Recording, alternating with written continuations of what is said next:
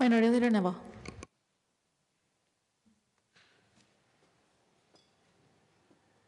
Thank you, Madam Speaker. I rise this morning having reread the opening day remarks. So I rise respectfully with a sense of dismay. How is this resolution a productive use of our time? If you don't agree with us and the millions of Coloradans that believe we should protect life, that's fine. You don't have to agree with us. And you will have the opportunity to vote against the legislation we have introduced to address this issue. But wasting another day to bring a resolution that antagonizes members of this body is not a productive use of our time. How will this resolution help us work together? How will impugning our motives, disrespecting our deeply held beliefs, improve bipartisanship and cooperation?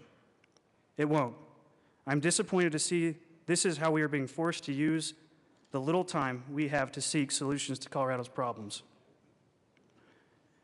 Madam Speaker, those of us who have children, even those of us don't, understand that children can sometimes be loud, messy, even ill-tempered. But they are also an endless source of fascination as we watch them form and grow. I think part of our fascination with them comes from the realization that each new life represents hope. The hope of a new life, a better world. And I don't mean only those children born into stable families or fortunate circumstances, or as I might say, born into privilege. I mean every child. Recall the life of the story of our recently confirmed Secretary of Housing and Urban Development, Dr. Ben Carson, was raised by a single mother, an illiterate mother, in the deepest poverty of Detroit. He overcame these circumstances to become one of the country's foremost pediatric neurosurgeons and advance and be an advocate for the less fortunate. He's exactly one of those people whom some would say, had no hope, no chance, so that the world might be better off without him. But the world is far, far better place because he lived.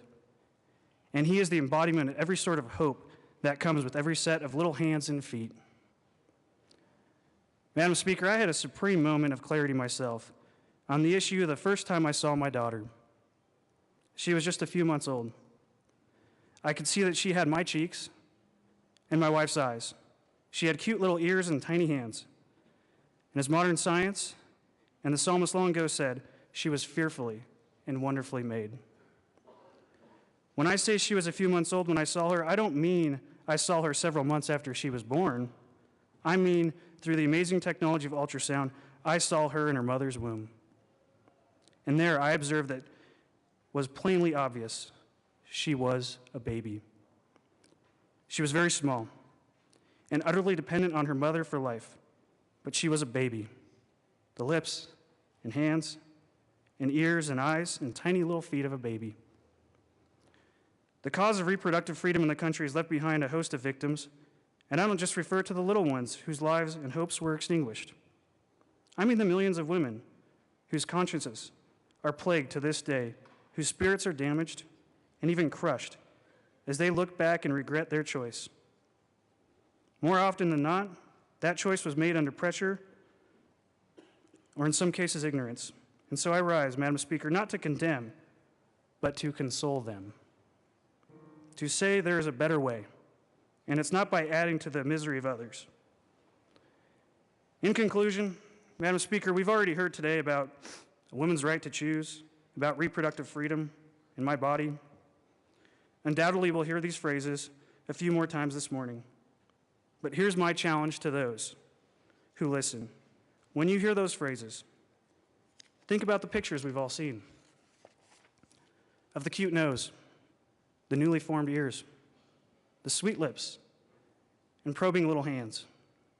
Put yourself in the place of that little face, little hands, little feet, and ask, what about me? What about me? Who will stand for me?